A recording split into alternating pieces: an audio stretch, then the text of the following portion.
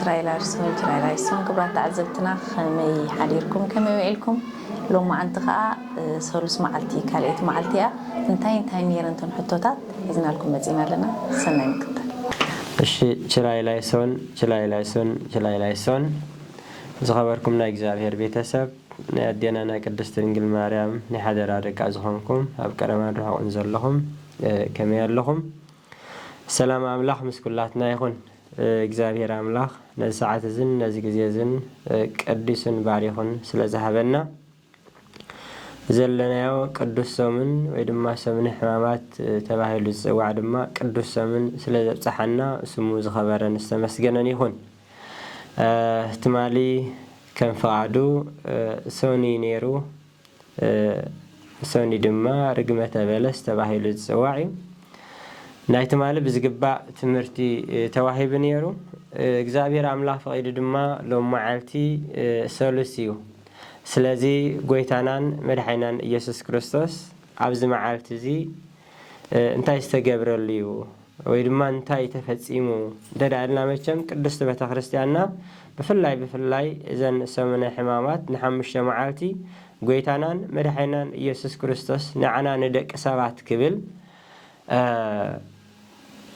زقبرن عبيت ويدما فلي نجار يجيرنا مالتي سلازي كابت فلي نجار تمالي بسفح كابز ترائي لوم دما بحسر بزبالة كم حتى الملسنجرنا كنري مالتي لومي معالتي سولس دما ناي حتون ملسن تباهلا تسوع معالتي مالتي معالت حتو تباهلا تسوع سلازي سلامنتايا معالت حتو تباهلا انت دعنا دما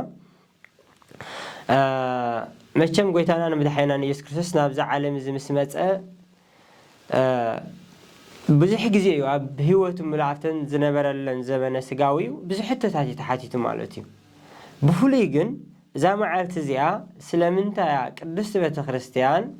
معالت حتو ويدما ناي حتو ناي ملسن الى اقميطاتو انت دعنا بفولي قويتانا نمدحينا يسوع كريستوس اب بيت مقدس زتحاتتلو سلازخونه مالتي اب بيت مقدس اب زمهرلو زنبره غزي اسز مهرو زنبره اسز غبرو زنبره مانم كغبرو كابزيكل سلازنبره سلازي كابتن كل تبغيسم دما صدقاوያን فرساوያን ወይ ድማ ሊቃነ ካህናት መምህራን ሕጊ ሓቲቶም እንታይ ለምን ሓቲቶም ነዚ ትገብረ ዘለኻስ ብናይመን ስልጣን ኢኻ ትገብረ ዘለኻ ይዝብል ነይሩ ስለዚ ካብዚ ብምጋስያ ቅድስት ቤተ ክርስቲያንና ናይ ሕቶን ናይ መልስን ኢላ አቀሚጣተ ዝድማ አበይና ንረኽቦ ተዳና ማቴዎስ ወንጌል ምዕራፍ 23 ካብ ፍቅዲ 13 ጀሚር አሎ ኣብ 3 ምዕራፋት ኣብ 3 ወንጌላውያኑን ተቀሚጡ ካብ ንረኽቦ ማለት እዩ ስለዚ እዚ ሕቶዚ ዝዓበየ ነገሪ ማለት እዩ ሕጂ እንታይና መሰረታዊ ነገር ክንትንክፈ ዘለና እንተ ዳ ኢልና ድማኒ መዓልቲ ሕቶ ኢልና ካብ ቀመጥናዮ لمون نحتتلو بزح كهون مالتي حتى قلنا سلامنتاي تحاتيتو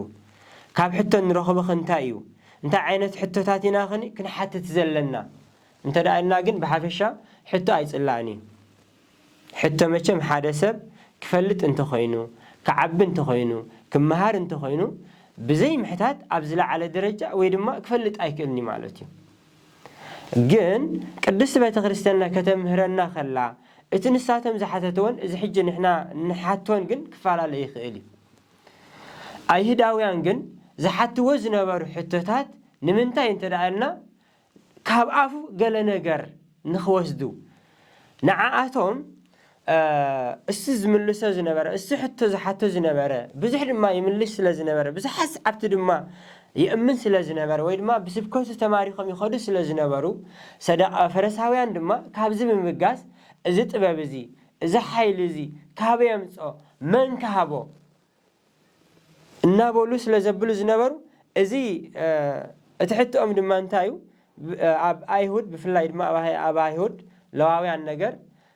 ናይ ቤተ ክርስቲያን ወይ ድማ ከም መምህራን ማህልቲ ይምህሩ ስለዝነበሩ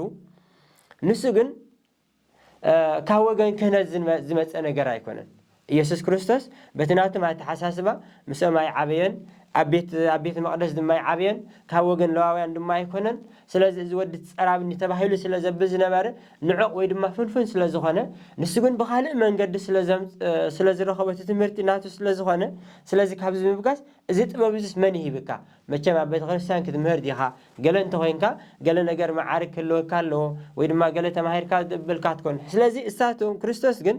ኣብ ኣቶም ኮፍ ኢሉ ስለ ዘይተማሃረ ኣብ ሕጊ ገማልያ ወይ ድማ ከምቶም ካልኦት ስለ ዘይተማሃረ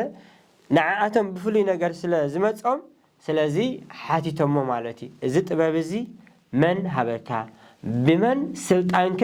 ነዚ ነገር እዚ ትገብር ኣለኻ ስለዚ እቲ እሳቶም ዝሓተተው ሕቶታት ንምፍላጥ ዘይኮነ ንተንኮል ኢሎም እዮም ሓቲቶሞ ማለት እዩ ንተንኮል ዳእምበር ንኣፍልጦ ንምፍላጥ ኢሉ ኣይኮነን ስለዚ ክርስቶስ ድማ ካብዚ ብምጋስ እንታይ ኢልዎም ሕቶ ብሕቶ ይመልስሎም ማለት እዩ እንታይ ኢሉ ሓቲትዎም ኣነ ነዚ ሕጂ ዝነግረኩም ወይ ድማ ነዚ ንስኹም ዝሓተትኩምኒ ምላስ ክበኩም እንተደኣ ኮይነስ ኣነ እውን ኣቐዲመ ክሓተኩም ኢሉ ናይ ዮሃንስ መጥመቕ ዝነበረ ፀጋ ካበይ እዩ ካብ ምድሪ ድዩ ወይስ ካብ ሰማይ ኢልዎ ምክንያቱ ዮሃንስ ፍሉይ ነገር ስለ ዝነበረ ማለት እዩ እዚ ዓይነት ሕቶታት ምስ ሓተቶም ግን እሳቶም እንታይ ኢሎም ብሕቡእ ኮይኖም ተማኺሮም ዘእትዮም ካብ ወገን ካብ ሰብ ተበልናዮ መቸም እሱ ነቢ ስለ ዝኾነ ኩሉ ሰብ ዝምዳበረ ኣሚቐትልና እዩ ካብ ኣምላኽ ያን ተበልናያ ድማ ንምንታይ ዘይኣመንኩሞ ተባሂሉ ክንውቀስ ኢና ስለዚ እንታይ ንግበር ኢሎም ኣይንፈልጥን ንበሎ ብምባል በዚ መንገዲ ንሱ ድማ እምበኣር እንተዘይመለስኩምለይ ኣነ እውን ኣይምልሰልኩምኒ ክብል ንሕትኦም መልስ ስለዚ መዓልቲ ሕቶ ዝተባህለትሉ እምበኣር ንጎይታናን መድሓኒናን ኢየሱስ ክርስቶስ ብብዙሕ መንገዲ ኣብ ብዙሕ ነገር እዮም ምሂሮሙ ብፍላይ ግን እዛ ሰሙነ ሕማማት መዓልቲ ሕቶ ወይ ድማ መዓልቲ ጥበብ ተባሂላ እያ ትፅዋዕ እሱ ከዓ እንታይ እዩ ምክንያቱ ኩሉ ግዜ ገርህታት እንተኮይንና እንታይ ዝበላ ወንጌል እውን የዋሃት ከም ርግቢ ጠይባን ድማ ከም ተመን ከም ኣርዌ ምድሪ ኩኒ እዩ ዝብል ስለዚ ብኩሉ ዝመፀና ሰብ ንዓና ዝመፀና ሕቶታት ብገርህ ደይኮነ ብጥበብ እንኮላይ ክንምልሶ ስለ ዘለና ክርስቶስ ድማ ነትናቶም ተንኮል ነትናቶም ክፍኣት ፈልጥ ስለ ዝነበረ እንታይ ኢሉ ማለት እዩ ብጥበብን ብህድኣትን ብኩሉ እዩ ስዒርዎም ማለት እዩ እቲ እሳቶም ዝሓተተው ሕቶታት ንሱ ከዓ ብሕቶ ከም መልስን ብምግባር ኣፎም ከም ዝኸድን ወይ ድማ ገለ ከም ዘብል ብምግባር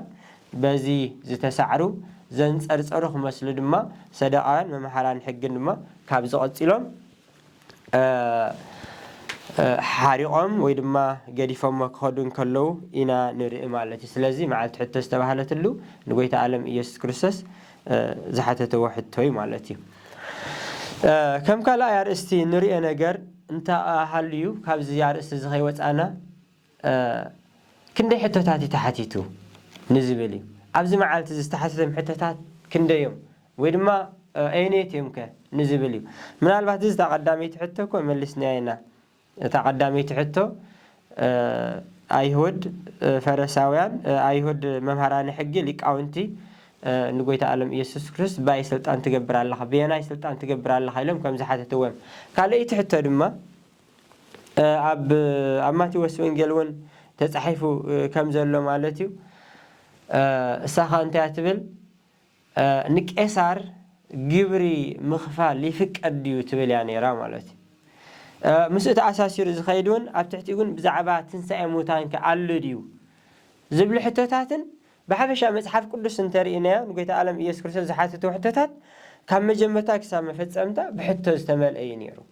ክርስቶስ ድማ ካብ ሕቶኦም ተበጊሱ ከዓኒ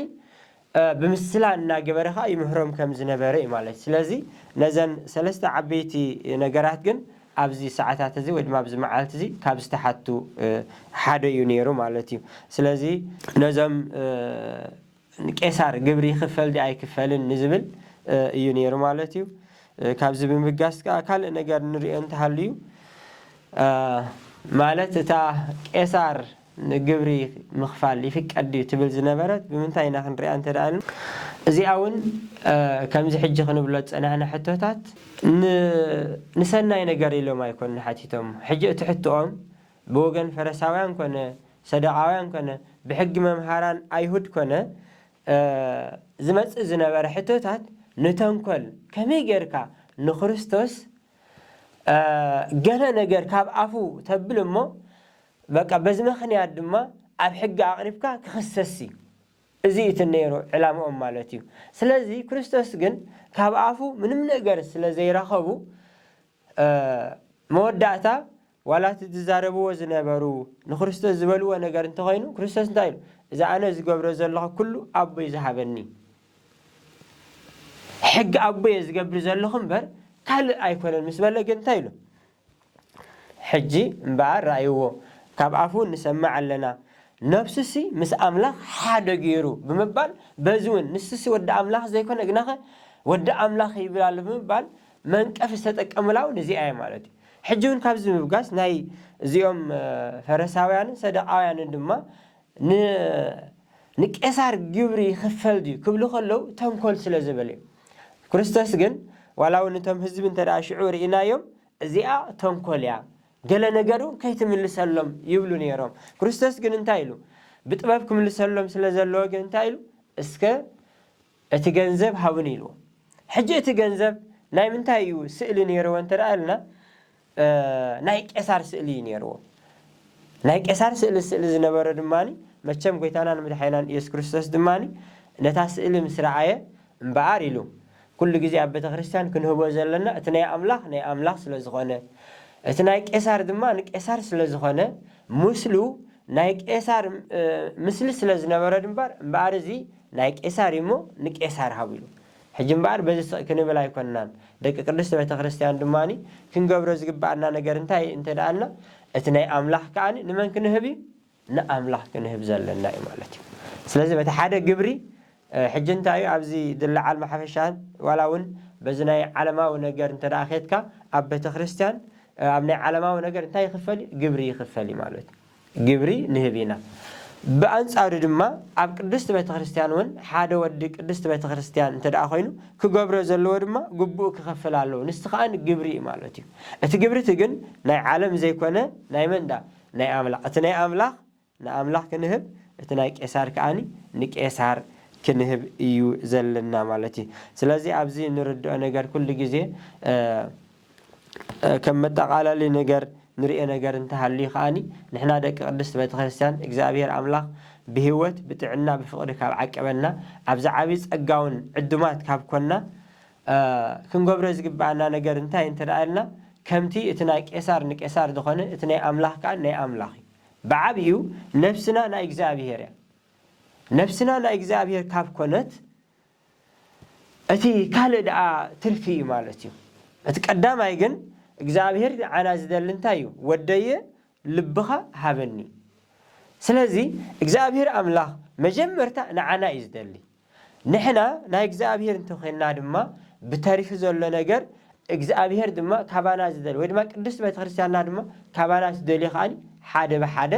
ከነማልእ ይግባአና ወይ ድማ ቤተ ክርስቲያን ጋር ከነማልእ ትእዝዘና እያ ማለት እዩ። ስለዚ ስለዝኾነ እቲ ንህቦን እቲ ኣብ ቤተ ክርስቲያን እንኸፍሎን ነገር ኩሉ ዝያዳ ከዓ ንምንታይ እንተደኣልና ንዓና ንበረኸት ንዓና ንሰናይ ነገር እዩ። ስለዚ ንቤተ ክርስቲያን ምግልጋል ንቤተ ክርስቲያን ግቡእካ ምኽፋል ድማኒ ስርዓት ቤተ ክርስቲያን እዩ። እንደገና መሃብ ድማ ዝያዳ በረኸት ደኣ እምበሪ ካልእ ነገር ያምፃልካን እዩ። ስለዚ ክትህብ እንከለኻ እትባረኸሉ በቲ ምድራዊ ሃብትኹም ሰማያዊ ነገር ክትገብሩ ከም ዘለኩም ስለ ወንጌል እውን ስለ ዝዕድም ስለ ድፅውዕ ንሕና እውን ኣብዚ ሰዓት እዝን ኣብዚ ግዜ እዝን ክንገብሮ ዝግባአና ብፍላይ ኣብዚ ሰሙነ ሕማማት ንጥሙይ እነብላዓሉ ንፅሙእ እነስትየሉ ንሕሙም እንበፅሓሉ ብፍላይ ድማ ሕማማት ተባሂሉ ካብ ዝተፀውዐ ክርስቶስ ምእንታና ኢሉ ብዙሕ መከራን መስቀልን መግረፍትን ከም ዝተቐበለ ንሕና እውን በቲ ምድራዊ ሃፍትና ነገር ንብዙሓት ክንልግስን ሓገዝ ንዝደለዩ ድማ ክንሓገዝና ንክንከይድ ቅድስቲ ቤተ ክርስቲያንና በዚ ነገር እዚ ተብለና እሞ ኣብዚ ሰሙነ ሕማማት ዘሎ መዓልታት ድማ ካብቲ ብዙሕ ማለት بوحدو أزيو سلازي قدست بيت خريستياننا نزنا حتى ملس اندما كل جزء انتي كنكون علينا طبيعيات كنكون كنكيل علينا كلنا خاني وانجيل استمهرنا كنكون يقبع مخنيات كل جزء وانجيل زي تمهر سب انتي اذا كون تلعنا يودقن يعنك افني مالتي تهوي كام من لاسون اب حدقا يودق كايو بهالنبت كي حسب كام من لاسون اب كل ነገር ብለካይ ከመን ትላልና ከምናይ ሐዋርያ ቅዱስ ጴጥሮስ ማለት እዩ ጴጥሮስ ብዙሕ ነገር ተዓቂፍ እዩ ብዙሕ ነገር ወዲቕ እዩ ግን ክርስቶስ ልቡ ይርኢ ስለ ዝነበረ እንታይ ኢሉ ድሕሪ ውድቀትካ ተመሊስካ ንሕዋትካ ኣጸናንዓዮም ይኻይልዎ ወዲቑ ግና ወዲቑ ክተርፍ ዘይኮነ ክምለስ ከም ዘለዎ ኣቢል እዩ ካብዚ ዝተማሃረ ክመስል ሐዋርያ ቅዱስ ጴጥሮስ ድማ እንታይ ኢሉ ኣብ መወዳእታ መልእኽቱ ኣብ ቀዳመይቲ መልእኽቱ ምዕራፍ 3 እንተደኣ ርኢና ኸይና እንታይ ዝብል ንዝሓተትኩም ዘበለ ሕቶታት ምላሽ መታ ንኽትክእሉ ኩሉ ግዜ እንታይ ወንጌል ዝተማሃርኩም ወይ ድማ ድልዋት ክትኮኑ ክትክእሉ ኣለኩም ኢልና ስለዚ ኣብ ቅድስት ቤተ ክርስቲያንና ምሕታት ጽቡቕ እዩ እቲ ምሕታት ግን ንዓና ንበረኸት ንዓና ንኣፍልጦ ክኸውን ዳኣምበር ንቤተ ክርስቲያን ዝፍትን ንኣገልገልቲ ቤተ ክርስቲያን ዝፍትን እንተኾይኑ ዝያዳ أكن برخت مرجم متان كيكون اتنحت حتى نعنا نأفلطه نفلطت نخلنا زي بس حنايا نخن بس عبزلا على درجة حن بس حكن نافلتنا ندات ما حتتنا ندات ما حرنا كن كيس لزلنا إمم نجلس من حمام الدم أجزابير عملا بسلام جميرو بسلام كفت منا لا توصلنا يفعدي خلنا زمهرنا زجسس أننا عملا خبطاتنا سمز خبر النست مسجنا يخون زود أزنة أبد ما أجزابير بتوقع ملأ تخربنا أجزابير فعدي خون وسبات الأجزابير